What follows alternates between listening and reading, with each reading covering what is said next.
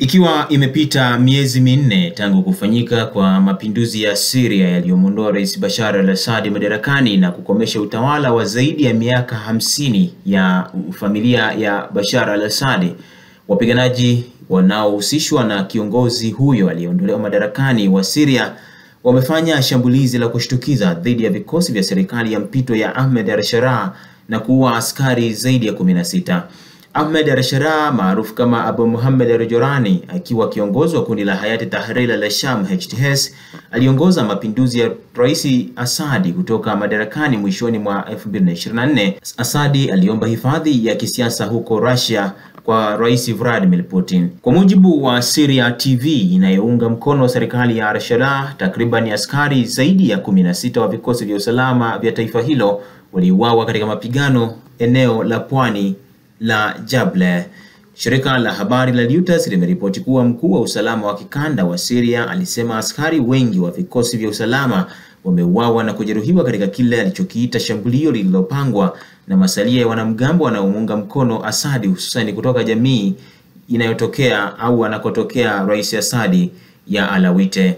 Tukio hilo linaashiria kuongezeka kwa kasi kwa mvutano katika eneo la pwani ambalo ni ngome ya Alawite inayomuunga mkono Rais Assad aliyeondolewa madarakani, na limeibuka na kuibua mtikisiko wa kiusalama kwa rais wa mpito Ahmed al-Sharaa wakati huu anaopambana kurejesha umoja na ushirikiano na mataifa ya nje katika utawala wake. Miezi mitatu tangu Hayat Tahrir al-Sham ya Sharaa ilipomondoa Assad madarakani, juhudi zake za kuunganisha tena Syria baada ya miaka 13 ya vita vya wenyewe kwa wenyewe zinakumbana na changamoto nyingi. Miongoni mwa changamoto hizo ni tamko la Israel kwamba haitovumilia uwepo wa HTS katika eneo la kusini magharibi mwa taifa hilo karibu na mpaka wa Israel.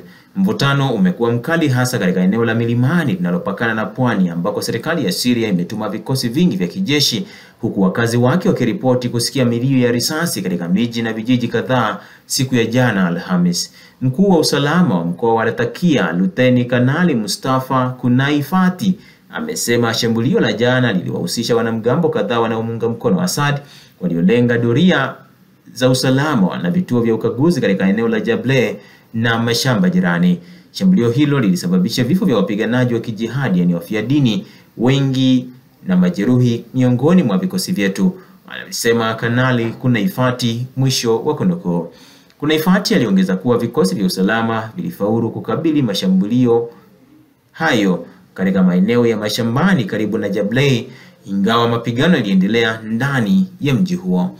Assad alitegemea sana jamii ya Alawite katika kuunda mfumo wa usalama na utawala wa serikali yake, ambayo sasa mamlaka zinazoongozwa na Waislamu zinajaribu kuibadilisha, ikiwa ni pamoja na kufukuza watu wengi serikalini. Hata hivyo, wanaharakati wa jamii ya Alawite wanasema kuwa jamii yao imekumbwa na ghasia na mashambulio ya mara kwa mara tangu Assad alipoondolewa madarakani, hasa katika maeneo ya vijijini na mji wa Homs na Latakia nchini humo. Ingawa al-Sharaa ameahidi kuiongoza Syria kwa njia ya shirikishi, hakuna mkutano yoyote iliyotangazwa kati yake na viongozi waandamizi wa Alawite, tofauti na wanachama wa makundi mengine ya wachache kama Wakurdi, Wakristo na Wadurze. Mchambuzi wa siasa za Mashariki ya Kati na mkuu wa kitengo ama kituo cha masomo ya Mashariki ya Kati katika kituo kikuu cha Oklahoma nchini Marekani, Joshua Landis, amesema namnuku, Alawite hawajajipanga wala kuwa na mshikamano, lakini kuenea kwa hali ya kutoridhika na maandamano dhidi ya utawala kutatia moyo wanamgambo kote Syria, wale wanaopinga utawala mpya na wale wanaojiona kuwa wawakilishi wa mapinduzi. Hili linaweza kuchochea uingiliaji wa mataifa ya kigeni katika mzozo huo, amesema mchambuzi huyo. Shirika la habari la serikali la Syria la Sanaa liliripoti kuwa vikosi vya usalama huko Jable vilikamata Ibrahim Huwaija, ofisa wa juu wa ujasusi wakati wa utawala wa baba yake Assad, marehemu Hafez al-Assad. Ofisa mmoja wa Wizara ya Ulinzi ya Syria, jina limehifadhiwa, alisema operesheni za vikosi vya usalama katika eneo la Latakia zililenga kufuatilia vikundi vyenye silaha, ikiwa ni pamoja na wahalifu wa kivita wanaohusishwa na ofisa mashuhuri wa zamani wa jeshi la Syria. Mamlaka zilitangaza amri ya raia kutotoka nje katika mji wa pwani wa Tartus ambako maandamano wiki iliyopita yalifanyika, na mkazi mmoja alisema vikosi vya usalama vilifyatua risasi hewani kuwatawanya waandamanaji hao.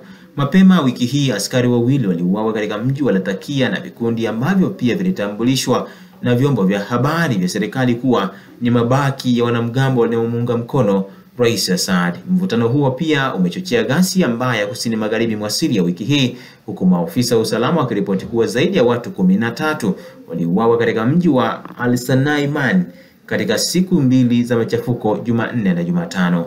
Endelea kufuatilia Mwananchi Digital kwa taarifa zaidi kuhusiana na mzozo huo. Jina langu ni Mgongo Kaitira.